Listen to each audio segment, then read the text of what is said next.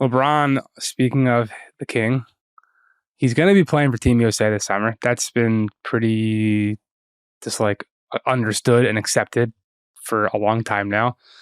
The Athletic put out a longer list of guys who are expected to be part of the roster. So we've got LeBron, Steph, which Steve Kerr, the connection there seems pretty clear. That was always going to be the case.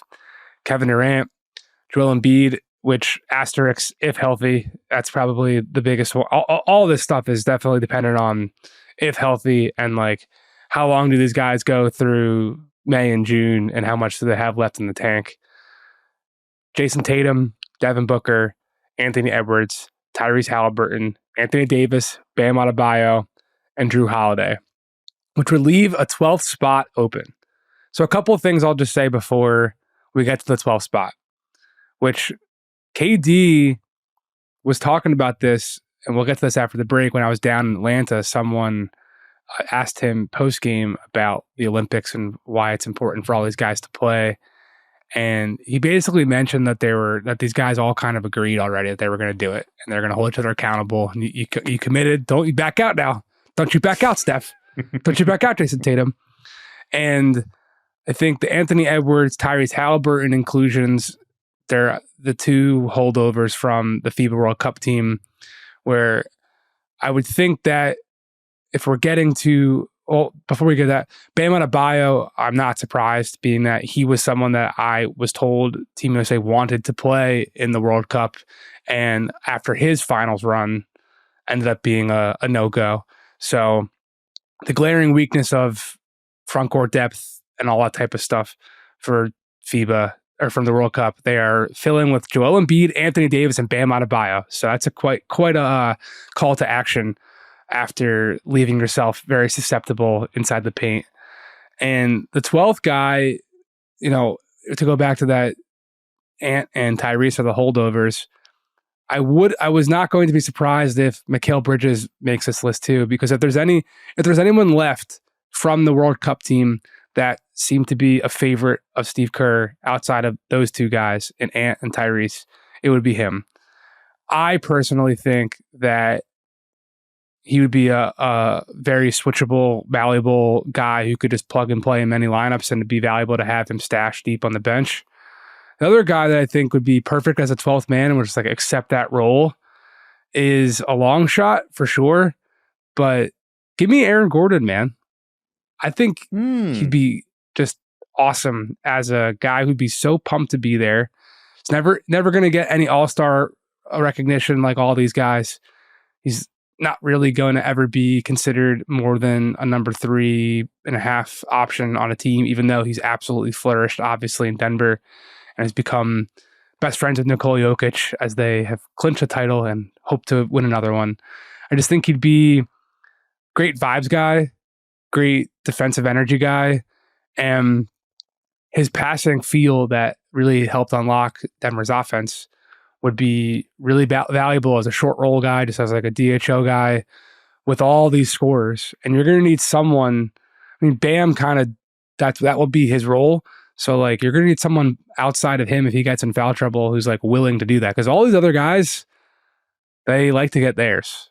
And it'll be, Tyrese obviously is spraying and peppering the ball around the court, but it would just be interesting to have more of a complementary piece to me. Dan, I think you have a different type of player in mind. Yeah, well, I've got a couple of ideas, but I love that. I think especially you start sketching out the pathway, and you're like, you're gonna have to deal with Canada. You're gonna have to deal with some really great athletes that are Germany. You're gonna have to deal with Germany and the physicality of the bigs that they've got there with Mo Wagner, Franz Wagner, and Daniel Theis, and like he matches up physically really well with them. The potential for if Jokic plays for Serbia and you're dealing with the Serbian front court, like obviously they bring a lot of bigs to the game, and like seeing him have to try to deal with Jokic would be interesting. So I like that as an actual like real basketball answer. Thank you. I don't have as many of those.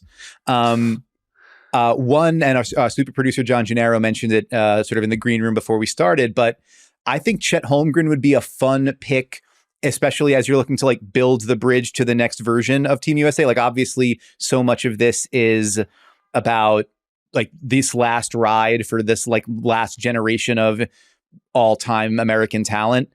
But you also are still going to have to, as you know, with Anthony Edwards being there and Tyrese Halliburton there, you're peppering in the, here's who's going to be, holding this up for the, as we move forward.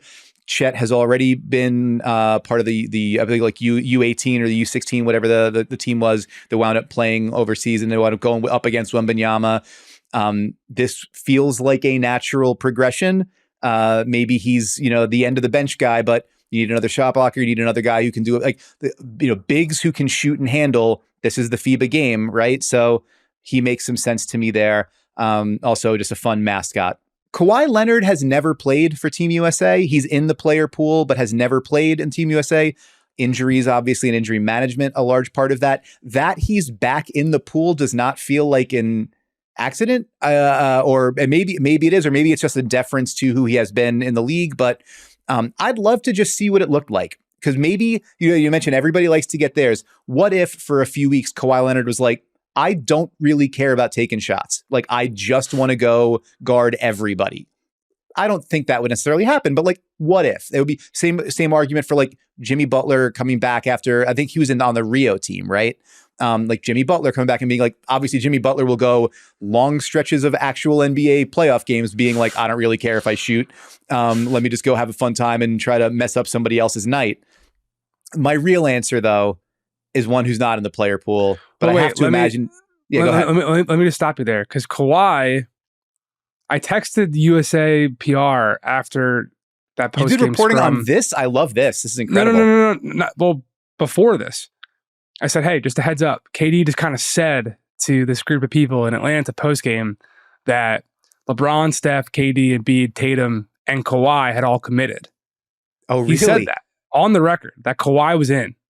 So, which I kind of left out of my original thing in the segment, as a tease to set up this conversation. Oh, so, okay. Really? It is interesting to see good his co-hosting name. By me. I definitely know what's happening here on our show. I like to play tricks on Dan behind the scenes. It's true. Yeah, it's interesting to me that Kawhi is not on this list yet, because KD kind of let the Kawhi out of the bag earlier and said he's good, and it didn't really get picked up. No one knew it, but I was standing right there, and he said, "Yeah, all these guys, Kawhi, he's in there." So it's just, I don't know why he's not on the list right now. It's definitely curious. Yeah, who's your guy though? No, I mean, first off, it's good to know that my just like general idea is also something that they were already going to do. So clearly, maybe I should be heavily involved in USA basketball since I've got such a good idea for who should be on the team. Yeah.